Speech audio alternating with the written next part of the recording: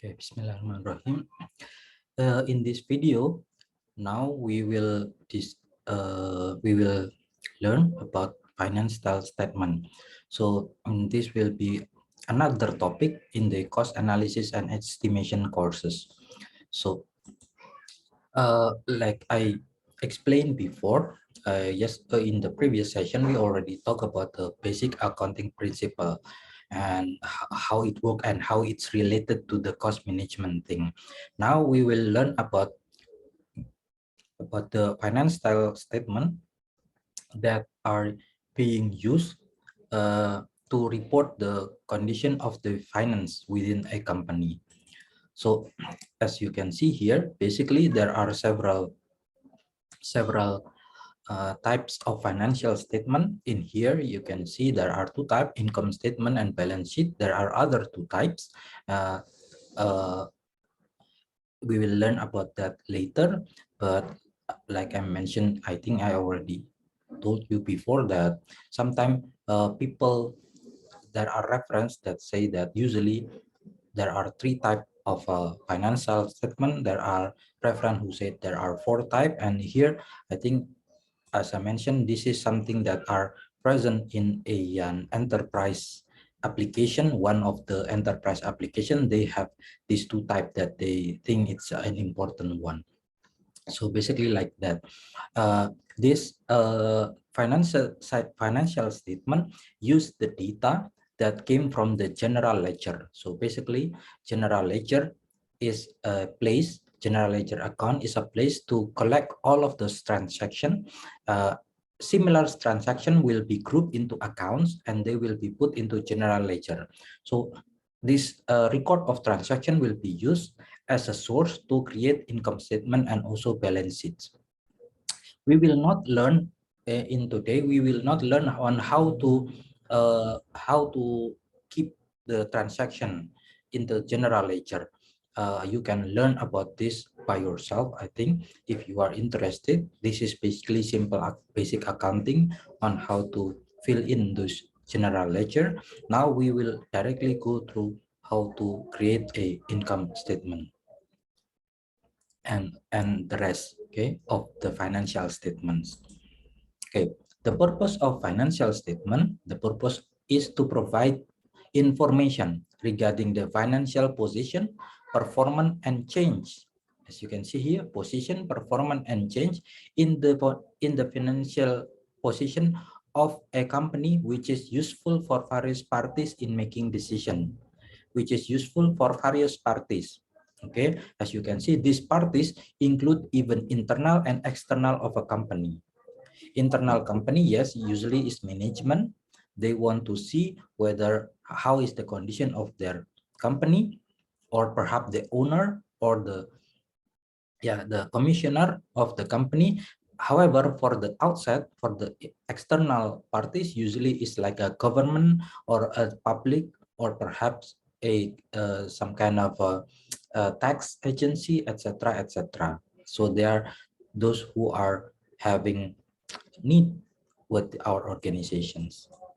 Okay, and then main financial report. So there are the main type of financial report or financial statement resulting from the accounting process include income statement, balance sheet, statement of retained earning, and cash flow statement. So like I said before, in the picture before, we can see two. In here there are four. Sometimes people other reference say that there are three: income statement, balance sheet, and also cash flow. But there are actually this kind of four usually. I try to explain the most that at least you can understand. Okay, now first about the income statement. So the main type of financial report resulting from the accounting process include the purpose. So like this, the purpose of the income statement is to provide information regarding company performance. Okay, the result of company operation are measured by comparing the company income with the expense incurred in order to obtain that income. So basically income statement will show you whether the company is making profit or making loss. during their operating period. As you can see here, the income statement, we can get profit or loss statement. Okay, usually this is how we calculate them, basically by reducing the revenue with the cost. The title of the income statement consists of three things: company name, the name of the report, namely income statement, and report period. So as you can see, it will be written per period. If your company having period like per month, then it will be written as per month, or perhaps per quartile, like every 3 months or every semester, etc., or every year perhaps. The three main component in the income statement, namely income can be you can get income from revenue and also gains. What is the difference? Revenue is usually from the main product, from the selling of the product, while the gain usually came from the the side effect, or no, not side effect, side income. Sometimes like this. For example, in a case of a automobile service that fix automobile. So every time, so the main revenue came from the service fee when people fix or they do service to their automobile. Sometimes they also change their oil, so their lubricant, for example, right? And the old lubricant, they will throw it away, so they will left them at the what do you call, the at the service counter. Okay, and then those service company, those automobile service company will collect all of those, what do you call, leftover, no, the wasted lubricant, or the old lubricant that people throw away, and then they will collect them, and then perhaps they can sell it to other. So as I don't know what, but they can sell it, perhaps they will recycle them into something, etc. So this additional gain came from outside the main uh, the main income. So this is outside of the revenue, so that's what we call gain. Okay, and the cost, we already talked a lot about the cost. So basically the cost is the cost of a good sold.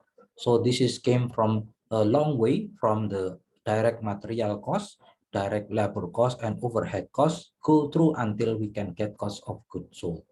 And then by reducing the income with the outcome with the cost, then we will get profit or loss. This is the example of income statement of a company. As you can see, usually it's written like this: the name of the company, and the name of the document, income statement, and for the period. So this is in 1 year period. Okay, this is the revenue, the income, transportation service income. This is the operating expense. We can get salary, we can get from salary, gas and lubricant, preparation and maintenance. So this is the main component of the cost. And there is also water and electricity, and also insurance. So this is all the cost. By reducing the income with the cost, we can get the total this is the total number of all of the operating expense, or the cost, and then we can get the income. This is the easy one. Okay, then, but sometimes this is perhaps just for a company that are not yet paying taxes. But if the company required to pay taxes or even interest, perhaps because at the beginning they took loan as their capital, so that at the end they need to pay interest and they also need to pay taxes, then we will add them like this. So basically we have revenue at the beginning, and then the total cost, the cost of goods sold, and we will have the gross profit. Reduce it by another administration cost, we will have this number. Okay, and then we will and then reduce by depreciation. This is also important thing to consider. Depreciation, we will learn about that later in the detail after this. and then we reduce depreciation, and then we will get the profit before interest and tax. Profit before interest and tax. So this is the profit. And then after that, we will reduce the interest that we need to pay because we have some debt or something. We took a loan at the beginning, and then after that, we will have profit before tax. If we reduce again with the tax, then we will get profit after tax. Usually, this is called the net income. So, or earning after interest and tax, right? Like that. Okay. Now I will explain about the depreciation. So this is other important thing to consider. So depreciation is defined as the allocation of the amount of depreciable asset over the expected useful life. So it means like what? So the asset that we have, usually fixed asset, right? Uh, it, you know, everything can, there is no such an asset that can last forever. So like, for example, computer is an asset, right? It's a fixed asset. We cannot directly convert them into cash. So but they are useful for our operation. But you see that even also a machine, including machine, computer or machine. Let's say for machine, let's say for example, machine or this computer. After we use them, like several years after we use them, we will expect that, yeah, we will expect that the machine or the computer will be broken, right? Because yeah, you use it every day. Sometimes it will goes, yeah, what do you call it? At the end, they will be broken, and they are, or they are not as good as before when they are new. So this is always happening. There are no machine that can last forever. That's the idea. Even the building can, although we do maintenance, but at the end, after several year, like 20 year, it will be different with the previous one. So it's like that. With this kind of a concept, we have this thought that, okay, at the end, all of those assets will end. Their useful time will end. There are, I think there are some kind of a thumb rule, that specify uh, how many years actually every different type of asset can be depreciated. Like, if I'm not mistaken, like assets such as computer, usually they took 3 years. So after 3 years, we expect them to be already broken, and then we need to replace them with a new one. However, for assets such as land or like building, land, I don't think land will end. Like building, it usually take longer time, like 20 years for the depreciation, because we expect building to last longer than computer. That's the idea. So why? Because depreciation for the particular accounting period is charged to income either directly or indirectly. Why? Because of this problem, right? Because of this problem that the asset at the end, after several years or after the end of their depreciation period, it will be gone. Then we need to make sure that our income can already cover this kind of thing. So at the end, when it is the time to replace those assets, we already have enough fund again. Okay, so we already pay for those assets, and then because of those assets are paid, then we will save some money, and then at the end, when we need to replace them, we already have. So non-cash charge are expense that are deducted from the income statement, but which do not release a certain amount of cash. So this depreciation is included as a non-cash charge.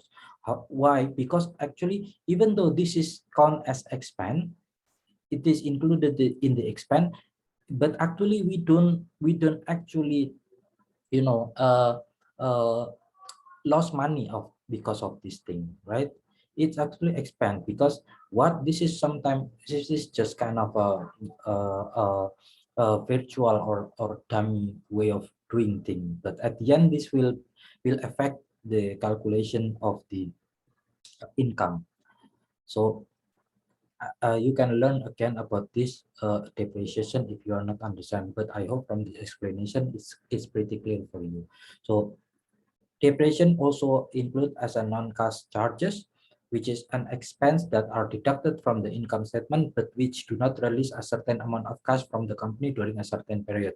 Example, depreciation, amortization, and reserve. So this is only example, as you can see here. Depreciation, uh, there are some rules about depreciation, like I told you before, and there is, I think there is also some table. If you look for some reference, there are also table that provide, like I told you before, the depreciation period for different type of asset. Use of, but according to the taxation in Indonesia, the use of the method of depreciation of the asset or property should be done in accordance to the rule and consistent. As for the building, it's use straight line method. What does straight line method means? It means that the depreciation paid every period is the same. So like if you have depreciation period like 20 years for a building, then you will divide the value of those building into 20, and you will pay them the depreciation the same for every period. That's straight line method. Meanwhile, non-building asset can be depreciated using the straight line method, the same what this one, or the multiple declining balance method. The multiple declining balance method is the, you can have a different number of a different total value of the payment. Like perhaps you want to pay it as a what a big value at the beginning, and then reduce it again, and until at the end you only pay a small uh, a little value, a small number of cash, little value, or the other way around. You pay first a little money, and then at the end you will pay with the bigger number of money. It's depend, although the total should be the same. Okay. And then that's all for the income statement. Next to the statement of retained earning. The statement of retained earning reconcile the net income earned during a given year and any cash dividend paid. So this is reconcile the net income. We already learned about how to get the net income from the income statement. And this is also included the cash dividend paid with the change in retained earning between the start at the end of the year.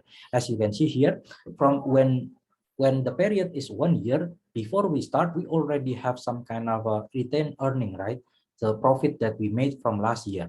And this year, if we make, assuming that we make another profit like this, the net income, right? The net profit after taxes, we get this new number of profit.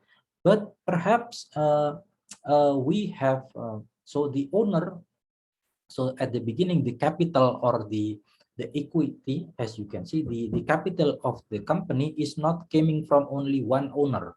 Like perhaps at the beginning, the company take loan, etc. Or they release stock, IPO for the stock, so that people can buy the stock for the company. At the end, they need to pay dividend, right? As a part of the profit that they need to pay for the investor, those kind of things. So this statement of retained earning include all of those things. So they will be reduced by the stock that need to be paid and total dividend paid, and then at the end of the period, they will have this number that can, the clean number that can go to the equity later on. We already learned about the equity, the concept on how to fill in the equity in the previous period. Okay, because this will be counted as the profit of the main investor. I mean the owner. Then balance sheet. So basically balance sheet, we already also learned about this in the previous course, sorry, the previous lecture. The balance sheets present a summary statement of the firm financial position at a given point in time. So balance sheet is a list that describes the asset, liabilities, and capital or equity owned by company at one time. The purpose of preparing a balance sheet is to provide information regarding the company financial position. So we already know. So this is the asset. There are assets in the form of tangible good, and there is also intangible asset. There are also current asset and fixed asset. Liabilities is debt that we must pay. We perhaps have debt at the beginning, then we must pay. So if we are not yet paying this debt, the debt are not yet paid, then we need to put them into liability. Okay, and then the equity is basically the number of capital, or the number of capital that the owner put from his personal asset, personal money into the company. As you can see here, the for the balance sheet, why it's named as balance sheet, because the total number of the asset at the end should be similar or the same as the total number of total value of liabilities plus equity at the end. It should be like that. So I think we already learned on how to balance this thing in the previous lecture. Next is the cash flow statement. So cash flow statement is information regarding change in the company financial position. Cash flow statement consists of cash flow and operating activities, cash flow from investing activities, or cash flow from financing activities. So there are different types of cash flow, but the idea is that basically the thing that are important in the company is the cash, right? Because only with the cash that we can directly run the company, either to pay some expense or etc. etc.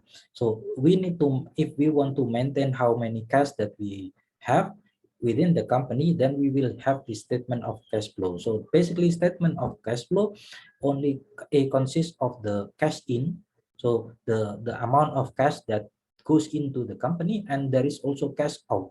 So the amount of a of a cash that goes out of the company. That is the idea. So there is an increase of cash flow and there is a decrease of cash flow. So basically like that. So if we have, as you can see, if there are surplus of cash flow within the company, then it's kind of a healthy. But if there are minus, then we don't have any cash at the moment. That's the idea. Okay. I think that's all for the financial statement, financial report, the type of financial report. I hope it's clear for you. And if you want to, as an introduction, I believe, for you to get some knowledge regarding this. If you want to learn more about this, I encourage you to just look for other sources and try to look for many examples regarding this. That's all from me for this session. Thank you very much. Bye-bye. Assalamualaikum warahmatullahi wabarakatuh.